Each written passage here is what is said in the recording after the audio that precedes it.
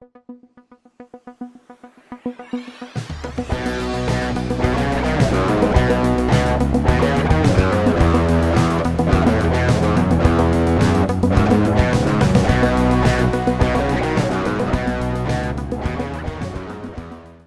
and welcome to Wehry Dads. I'm your host, Pete Wehry, with my co-host, Dad, Pete Wehry, and today's episode is not brought to you by Apple iPhone.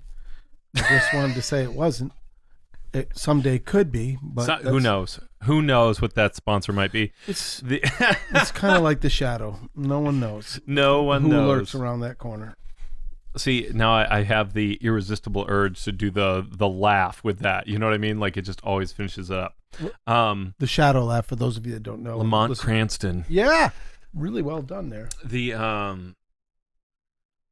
Today's episode is on Michael Hyatt's 10 areas to... you talk about it because this is something that you were passionate about and that you've worked through his system. Yeah, I'm really grateful that you broached it that way because I jumped on the Michael Hyatt train probably about 3 or 4 years ago.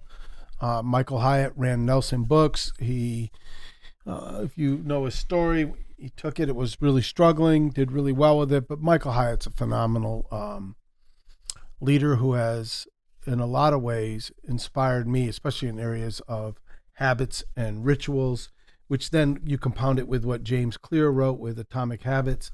You compound that with the book Grit, which we're doing as an office right now. I did probably 3 years ago. By Angela Duckworth. Then there's another book, Mindset, which is Dweck, D-W-E-C-K. Those books began a real, challenge for me, especially when we're dealing, and I'm really careful how I say this. I do not want to come across as in any way arrogant. And I think because this is the information age, and I've said this probably before, if you wanted to go to engineering school 40 years ago, if you lived in the South, you went Georgia Tech. If you lived in the Midwest, you went to Purdue.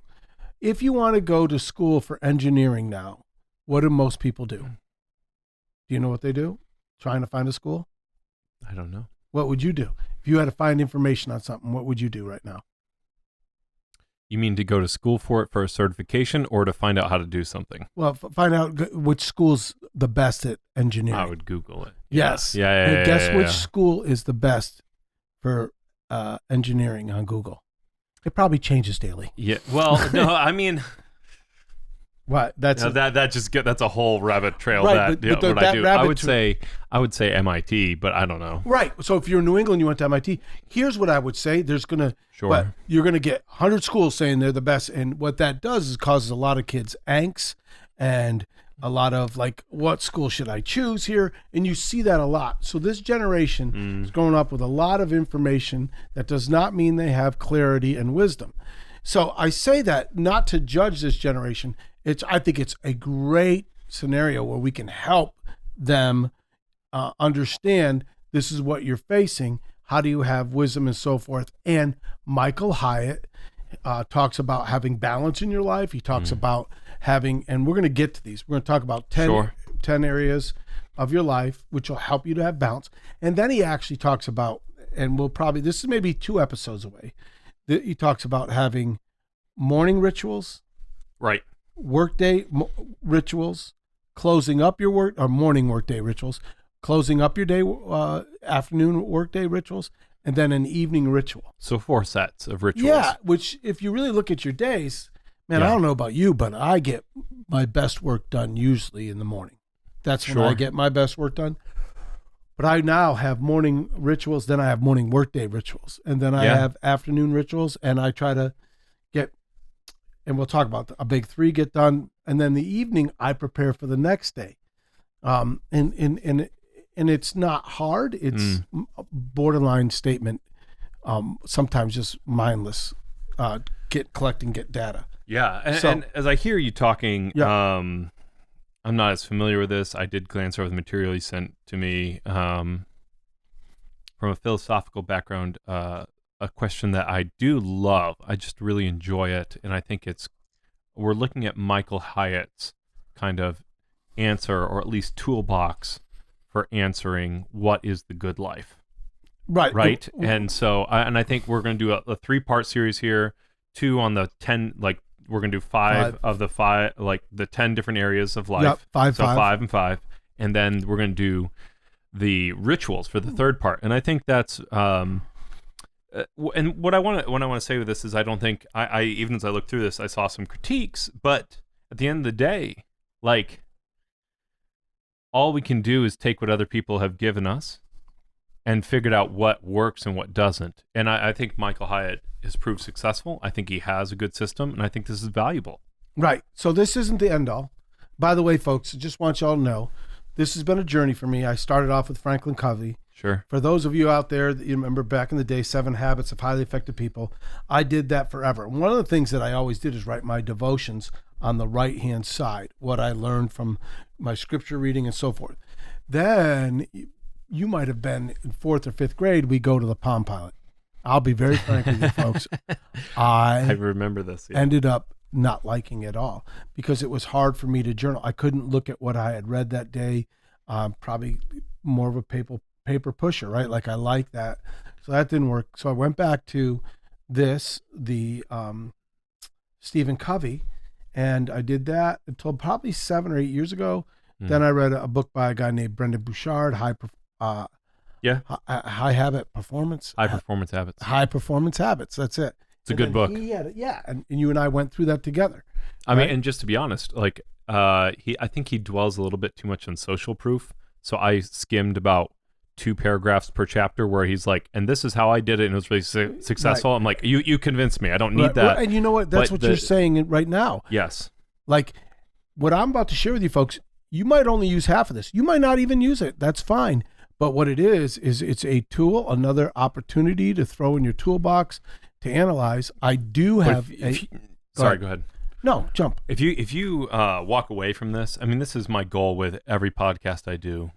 If you can walk away with this from one good new idea, that's going to change your life. That's going to make all the difference. No that's question. Really, like, I mean, I've read books where I didn't get a single thing, and then I'm like, that's a waste. But if you can get 2 to 3, even like, I mean, for something like Wehry Dads, it's 20 to 30 minutes, one good idea that you're like, wow, that is that whole idea of compound investment that makes the difference, not just for now and not just for the next week, but over time, like when 30, 40 years from now, you're going to be someone completely different and better. Right. That's how it is. It's right. Incremental in its growth. It's not going to happen overnight. So those are the things that you mentioned. And again, folks, we think these will help you analyze them. So do you want to jump into the 10 areas? Yeah. Talk to me about the first 5. All right. So the number 1 area, first of all, is spiritual. So what I've done, my word for the year is invest. Yours is roots. Right. So how can you have strong roots in your spiritual life, or how can I invest in myself spiritually? And so for me, this is what I wrote down. I'm going to try to read through the Bible in the year. And that for me, folks, is I have a little Bible plan. I think it's, I can't remember his name, crud, but it's a Bible plan to read through it. Actually, 5 days a week. On Saturday and Sunday, I just do the Proverbs and some other things, and then to have prayer. So that is my spiritual goals in the morning, which later on I'll explain when we talk about the rituals, but that is part of my growth process. Okay? So for you, I don't know what you would write down. What would you put there for spiritual, or is this something that I'm catching you off guard? No, I'm good. I think about this in terms of, I really want to dig into the history of Christianity and figure out, and I don't think this is a surprise to anybody, one who's listened to any of my podcasts, but just as we look at Christianity in America, it has some deep issues. And just understanding, okay, what is Christianity apart from all these kind of cultural accretions, this kind of sediment that's settled on top, and just going back and figuring out, not like a pure Christianity that's like right at the very beginning, because a lot of good things have happened since then. So it's not just like, oh, I just want the New Testament church. I also want all the theology that's been developed, but I want the best of that. Right. And so for me, roots is like, I'm reading older authors in Christianity, and I'm trying to understand, what am I blind to because my culture blinds me to it. I'm trying to find my blind spots, if that makes sense. Good. The second one, and folks, man, I wish I had done this 20 years ago, is physical. Let me share this before I go into the physical. When you coach high school basketball and you're not making a lot of money, and, you know, I said high school basketball was high school soccer too. I was a youth pastor / AD / coach. The number one thing you would do coming back from a road trip, which was 7 times for each sport a year, probably 15 times a year, you know, and other events, is you're always eating with kids. So you want the parents not to have to pay $20 a meal. So we stopped, and you all know where we ate, and I'd get a number 3 with a diet. Biggie, right? Make it large, go large. So I'm eating these. But it was diet, so it was okay. Yeah. I look back at that now, and you know what? The truth is, though, if I went to that restaurant, which I won't name, but it does have a well-known mascot with red curly hair. No, okay. Anyhow, I wouldn't have got a salad from there. That would have scared me. Let's just say you're not loving it. No, there you go. Very good. So I'm like, so we've made some real choices in regards to our physical. And so what I have written down, and folks, I think to find balance in your life, you need that spiritual. The physical for me is I walk 45 minutes. Okay. Try to do aerobic where I'm getting my, heartbeat up there 3 times a week. Sure. Then try to do anaerobic. My wife and I do some light push-ups and so forth, 6 days a week. And then I have a target weight, which I won't throw on camera, but moving that direction. All right. A svelte 165. That's what. That is good. And the other leg would be about. So no, and so that's where I'm at with those. And I'm saying this to you folks: if there's a 35-year-old man out there right now who is struggling in this area, and you say I don't have time, I want to encourage you. You gotta find time, make time. Do this, build a habit, even if it's only, and a guy that's 35 probably should do more than that. Probably should do 30 minutes of some hard aerobic exercise every day. But even just walking, because this is what I found. And so let me jump on here for a physical. Yeah, please. Obviously, you know, I'm a little overweight, don't want to be there. I think that's as much diet as anything. And which is part of the physical. No, that's what, I'm talking about physical here. So, but I think a big part of this that I have learned, there's a lot of interesting studies about people who are overweight, people who eat unhealthily, and yet somehow they're healthy. And what goes along with that is those people have very little stress. And this has been my big part in this is creating time for yourself to rest, and creating time for yourself to rest not only your body but your mind, because if you're not sleeping well and you're in tip-top condition, you're gonna suffer the same kind of fate. So let me be clear, this all works together, right? This all, like, I am focusing very much on what I eat, and it's made a big difference for me. There are some things that I really shouldn't eat, and we're trying to eat very healthily. We're trying to eat from scratch. I try to cook more. It's cheaper, right? But which will enhance another area, which is sleeping, right? Like, well, if I have heartburn, financial even. Yes, right? But heartburn and stuff will keep me up at night, right? If I'm not following through. But there's a whole thing I can get into there. But really, just understanding that one of the biggest contributors to your life expectancy and overall health is sleep and anxiety and stress, and just recognizing. I just hired someone to help with the podcast, and I look at that, and it's an investment not only in the podcast because I wasn't getting done what I needed to get done, right? But it was an investment in my health. So let's piggyback off of that. So folks, we're going to give you 5 things just today. We'll give you 5 next time, but none of this works unless you are understanding that you are seeking balance in your life. And there are some people out there going, well, I can't get balance. That respectfully is your choice. You don't have to have that extra amount of money so you go out to eat. You could choose to eat at home, whatever. And folks, you know, if we want to have an offline discussion about this, I guess we could do that. But I think we all know that these are choices, okay? And when you make these choices, it'll affect you. So we make a choice. Your mom and I, we try to get to bed every night at 10. Well, so that means not that extra show. Well, and that's exactly where I was going to go. What I have found, and I still struggle with this, in our society, it is an expected right to be able to watch a lot of TV. And there's nothing about that is either expected or is a right. And let me tell you, if you have 3 more hours in the day, which is that average, 3 to 6 hours, what the average American watches. I actually just was reading a book, 21% of people's time is taken on TV. That's folks hear that number. Yeah, so here's the truth. If you don't watch TV, some people might think you're weird, but you will be happier. And, and that doesn't mean you should never watch TV. I still watch some TV, but I've had, after a while you get used to saying, no, I haven't seen that, because there is no way. There's so much good content made. There is no way for you to catch up.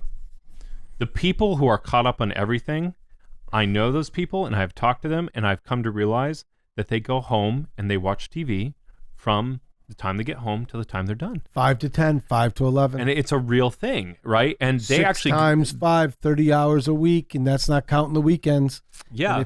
And a guy like me who loves sports, I mean, I could have it on. Yeah. Right. And so I just want to encourage you that is one of the easiest. I mean, and there's so many different places that I have heard that is an easy way to turn it off. That's an easy way to create extra time for whatever you're doing, whether it's Stephen King. He's the first one comes to mind, perhaps because he's the most graphic about how he describes that. We won't get into that, but classic Stephen King. But when he talks about writing, he's like, the first thing you should do is like, oh, I don't have time to write. He's like, stop watching TV. It does nothing for you. And that was the first time I was really accosted that way. But I think there are other places we can hear that. There are other places that your I've phone, heard that. I mean, yeah.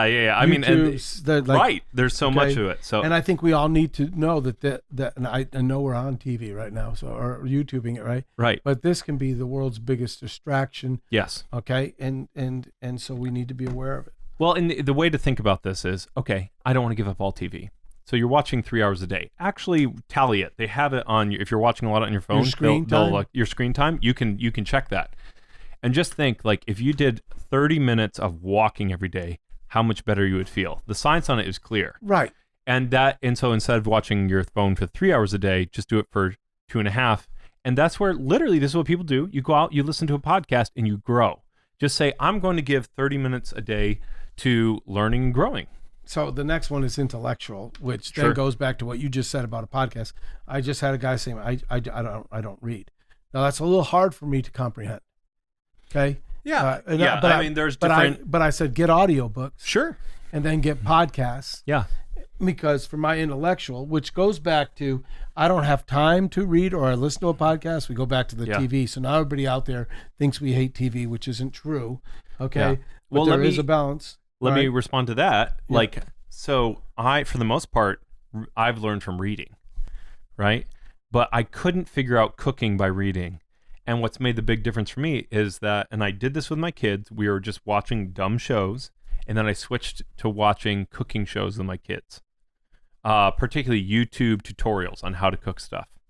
And my cooking became better, like radically transformed because I just knew stuff. I would then test stuff out.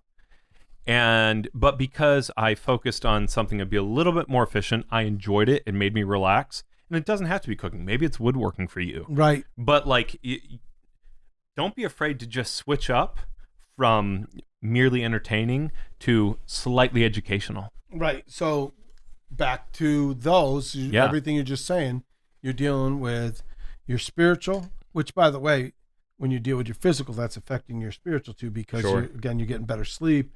You're not stressed. Okay. Then we deal with the intellectual. And I think there's a number of ways to go there. For me, it's, I want to read one book a week, at least for those of you that have known me longer. I've always tried 2. I'm trying to gather it because I read another thing called Pocket. It's magazine articles. I do that every day.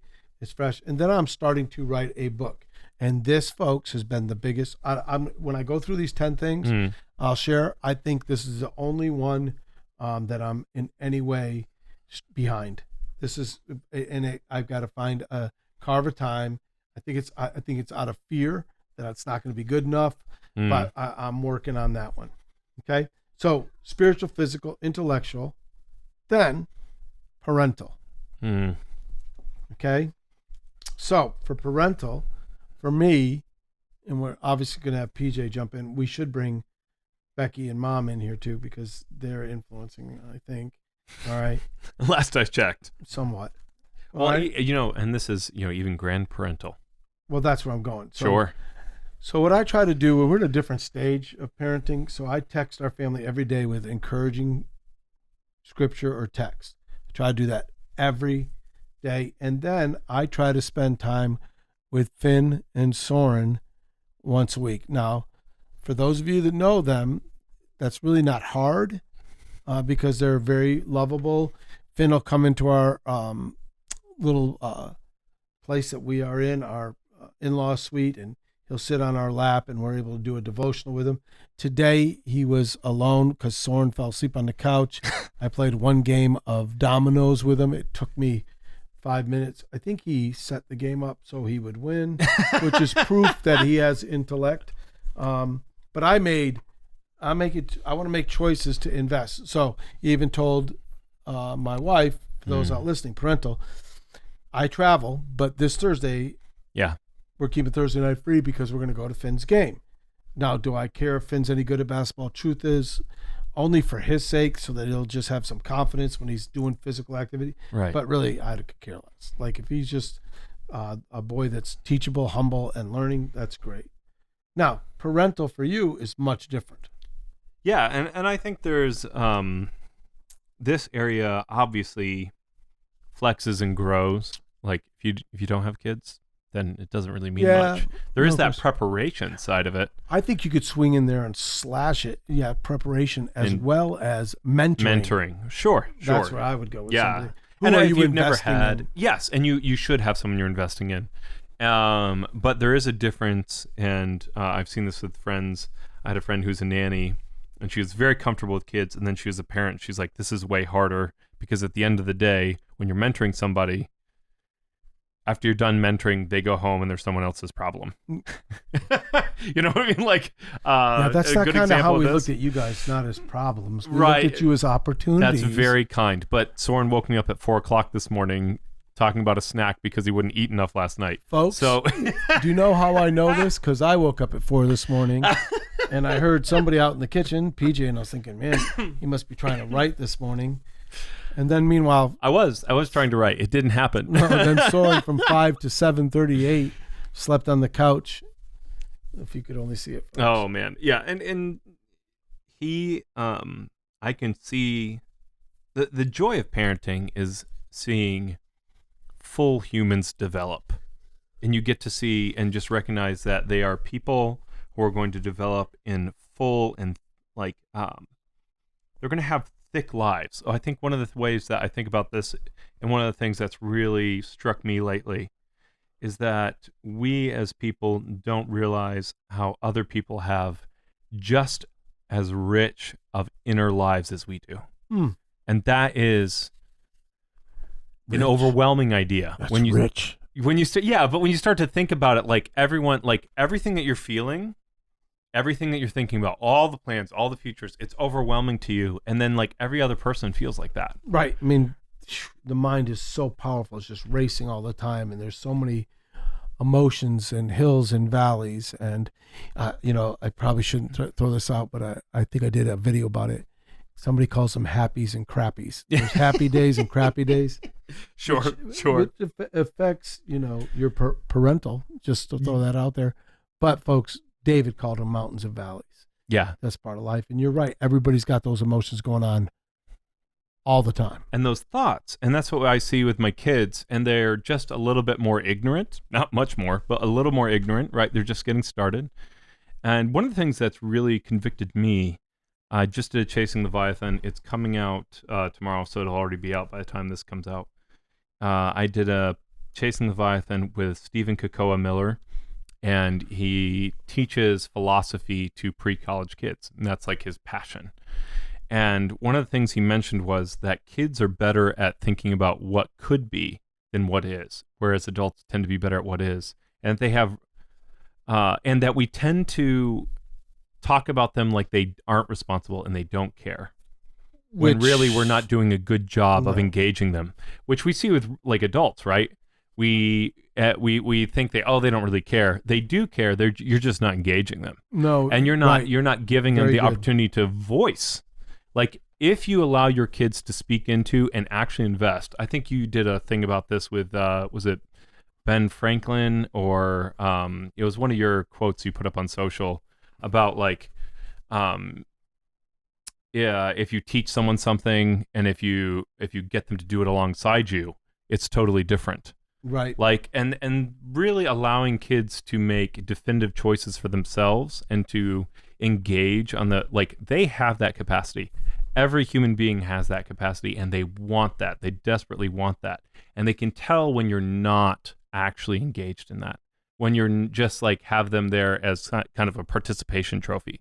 And while those have been villainized, and I think rightfully so, I think really what it comes down to is no one actually cares about a participation trophy. Not for more than 5 minutes. Everyone wants to really be involved, and they want to make a difference. Yeah, and I truly believe that. And so that's why it's huge. As we talk about being parental, is being intentional, creating initiative. If you're sitting there going, "Well, I'm not a parent," well, we talked about mentoring, that you should have somebody. And I would, if you're a say business this, owner, you ought to be investing in people, and especially if you have children. If you are not parenting them, somebody else will, and that doesn't mean they're going to be, or even worse, someone won't. Well, I think they're going to get parented by them, by the by culture, their peers, the culture, sure. And they're going to have a lot of questions that aren't answered, and then thus they're going to be confused. And you can't answer every question, but you can influence where they get good answers. And so I think it's imperative that you seek ways to parent. Yeah, see them as full humans, because that's what they are. Last one, vocational. Okay, so I don't need to tell you what I'm going to do for Nations of Coaches. I have some heart's desire, but I have set down some principles and goals that I would like to see attained. And notice, folks, they're all part of the first 5, but it's all 10. And I'm really not putting this as number 1 or number 3. They're all important. It's to create life balance, which then what PJ was talking about earlier can help alleviate or reduce stress, because you know what you're going to do. And then I'm going to talk to you about the rituals and how those help me keep a balanced life. So those are our first 5. What did you think about vocational? So why is yours and very frankly, yours is a hard one vocationally. Why? I don't think it's that hard, but maybe I'm missing it. Well, your job may not be hard, but balance is hard. Sure. Well, why is the balance hard for you and your wife? Well, the balance is not getting as hard because we've started after several years to make enough money that we can hire other people. Right, but before that, no, like I just did everything. Everything was on you guys, and we felt could that impact parental? Yeah, and that's where it definitely came down to, we have very strong convictions about what we want for education for our kids, and part of that comes from me formerly being a teacher, right? Like. Right. To have one-on-one interaction with your kid. I think more than a teacher, more of the methods of teaching. You're like, man, I want my kids to be truly educated. I want to sit and waste time in a classroom, which at times you felt like you did. Sure. But I think it's imperative, folks, that you hear that they are always seeking balance in this. It is always a challenge, but it's never perfect. Right, and you got to be aware of it. Yeah. And so that's how you can fix it. Yeah, and day to day, it's a different step, and there's always that balance between provision, which allows us to have less stress, right? Like you can, once you decide to have a family, obviously you're going to have to make some decisions to feed them that include not your like ultimate life's mission, right? But I look and I find ways. I've created a path and a plan that allows me to seek out my life mission. And for me, a lot of that is chasing the Leviathan. A lot of that is investing in my kids. I ultimately see Wehry Dads as investing in my kids. Right. No question. And that's why we started this. Right. And so it's awesome. There's our first 5. I hope you folks enjoyed it. Peach, why don't you read them again to them? Think on these 5 things, folks, as we get ready to have a continuation. Yeah. Spiritual, physical, intellectual, parental, vocational. And if you took another step on your spiritual journey today, Or if you learned something, please share so someone else can too. Yeah, or subscribe. There you go. Just subscribe. Be our friend. We love people. Comment. Tell us what you think about these 5 areas. Find balance. We're right here. Thank you so much. Love you, Dad. Love you.